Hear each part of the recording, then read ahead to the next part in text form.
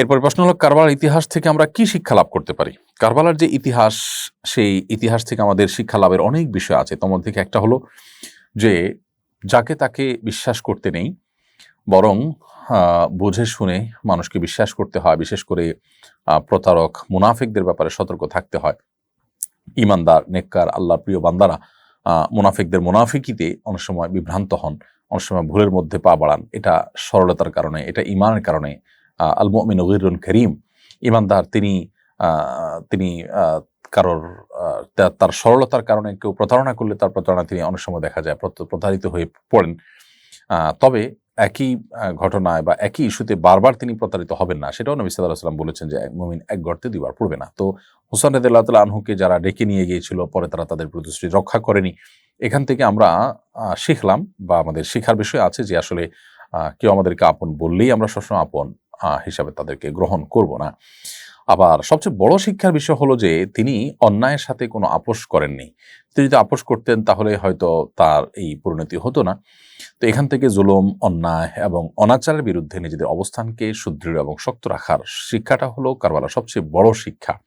আল্লাহ তাআলা আমাদের সবাইকে এই শিক্ষাগুলো, আরও যে শিক্ষাগুলো আছে সেগুলো অর্জন করার, সেগুলো আমাদের জীবনে ধারণ করার তৌফিক দান করুন। সেই সাথে হোসেন রাদিয়াল্লাহু তাআলা সহ সপরিবারে সেখানে যারা শাহাদাত বরণ করেছেন, শাহাদাতের উচ্চ মাকাম তাদেরকে দান করুন। তাদেরকে যারা নির্মমভাবে খুন করেছে, শহীদ করেছে, সেই পাপিষ্ঠদেরকে আল্লাহ তাআলা উপযুক্ত প্রাপ্য বুঝিয়ে দিন।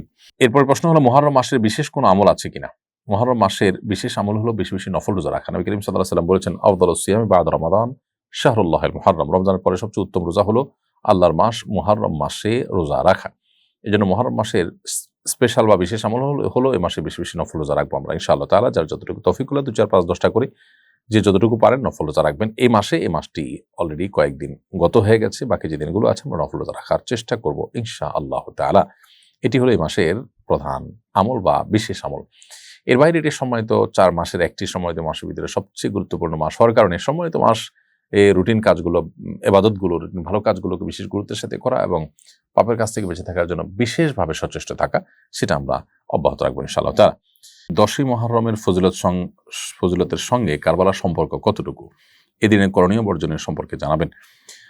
আসন্ন বুধবার 17ই জিলহজ ইনশাআল্লাহ এবছর আশুরা, এবং আশুরার এই দিনে আমরা জানি প্রিয় নবী সাল্লাল্লাহু আলাইহি ওয়াসাল্লাম বলেছেন যে মুসা আলাইহিস সালামকে আল্লাহ রাব্বুল আলামিন ফিরআউনের বিপরীতে আল্লাহ তাআলা বিজয় দিয়েছেন তাকে এবং বনী ইসরাঈলকে।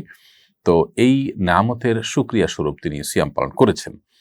এই মুহররমের 10 তারিখ বা আশুরা মূলত মুসা আলাইহিস সালামের বিজয়ের দিন হলেও, আনন্দের দিন হলেও, এই দিনে একই দিনে নবী করিম সাল্লাল্লাহু আলাইহি ওয়াসাল্লাম প্রিয় দৌহিত্র হুসাইন রাদিয়াল্লাহু তাআলা আনহু নির্মমভাবে কারবালার প্রান্তরে শাহাদাত বরণ করেন সপরিবারে।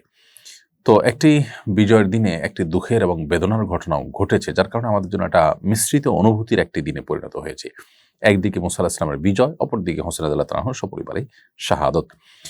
তো এই কারণে 10ই মুহররমের যে মূল তাৎপর্যের দিক, এটি মুসা আলাইহিস সালামের বিজয়ের যে দিবস, সেটি কোনোভাবে ম্লান হয়ে যাবে না বা হারিয়ে যাবে না, কারণ এটি হাদিস দ্বারায় প্রমাণিত এবং নবী সাল্লাল্লাহু আলাইহি ওয়াসাল্লাম সেটিকে আমল করেছেন, উদযাপন করেছেন সিয়াম পালন করার মাধ্যমে। অতএব কারবালা ঘটনার কারণে সেটাকে আমরা ভুলে যাওয়াটা ভুল হবে। তবে হ্যাঁ, একই দিনে কারবালার ঘটনা ঘটেছে, সেজন্য 10ই মুহররমের এই দিনটি, আশুরার দিনটিতে আমাদের কারবালার ঘটনার কথাও স্মরণ হয়, শাহাদাতের কথাও স্মরণ হয়। সম্পর্কে এটুকুই যে একই দিনে কারবালা ঘটনাটিও ঘটেছে, হুসাইন শাহাদাতের ঘটনাও 10ই মুহররম ঘটেছে। তবে এই দিনে করণীয় এবং বর্জনীয় সম্পর্কে আমরা বলবো যে এই দিন উপলক্ষে সিয়াম পালন করা, 2টি সিয়াম পালন করা, আশুরার দিনের পাশাপাশি তার আগের দিন অথবা পরের দিন 9, 10 অথবা 10, 11 এভাবে সিয়াম পালন করাটা হলো সুন্নাহ। এর বাইরে 10ই মুহররম বা আশুরা উপলক্ষে বিশেষ কোনো করণীয় নেই। আমরা অনেকে এই দিন উপলক্ষে নানা করণীয়, নানা বর্জনীয় কথা বলি বা কি করণীয় হাদিস আলোকে একেবারে স্পেসিফিকলি যদি আমরা বলতে চাই, তাহলে এটাই হলো এই দিনের একমাত্র করণীয় এবং বর্জনীয় এবং লক্ষণীয় বিষয়। আলিনুর তুহিন আপনি লিখেছেন, আমি তওবা করার পর আবার পাপ করে ফেলি। পাপ থেকে বাঁচার জন্য কয়েকটি কার্যকরী আমলের কথা বলুন। তওবা করার পর আবার পাপ হয়ে যাওয়া, এটা মানবীয় দুর্বলতা ছাড়া কিছুই নয়। এরকম পরিস্থিতিতে আল্লাহ রাব্বুল আলামিনের কাছে আমাদের দোয়া যেমন অব্যাহত থাকবে, ক্ষমা প্রার্থনা বন্ধ হবে না, বরং আরো শক্ত, আরো গাঢ়ভাবে আমরা তওবা করব। একবার তওবা ভঙ্গ হয়ে গেলে পরবর্তী তওবাটা হবে আরো শক্তিশালী তওবা। পরবর্তী তওবাতে আমরা চেষ্টা করব আগের চাইতে আরো স্ট্রংলি তওবা করার, কারণ আমার আগে তওবা ভেঙেছে মানে হলো তওবাটা খুব বেশি স্ট্রং ছিল না।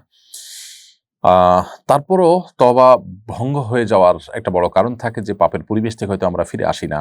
তওবা করেছি আমি পাপ করব না, অথচ আমি এমন জায়গায় আছি, এমন অবস্থানে আছি যে আমার দ্বারা ঘুরে ফিরে অপরাধ হয়ে যাচ্ছে। তো এই জায়গাগুলো থেকে আমরা সরে আসার জন্য আপ্রাণ চেষ্টা অব্যাহত রাখবো ইনশাআল্লাহ তাআলা। সেটি হবে, পাপের পরিবেশ থেকে ফিরে আসা হবে আমাদের তওবাকে ধরে রাখার সবচেয়ে বড় মাধ্যম। এর বিপরীতে নেকের পরিবেশের মধ্যে আমরা নিজেদেরকে ধরে রাখার চেষ্টা করবো ইনশাআল্লাহ।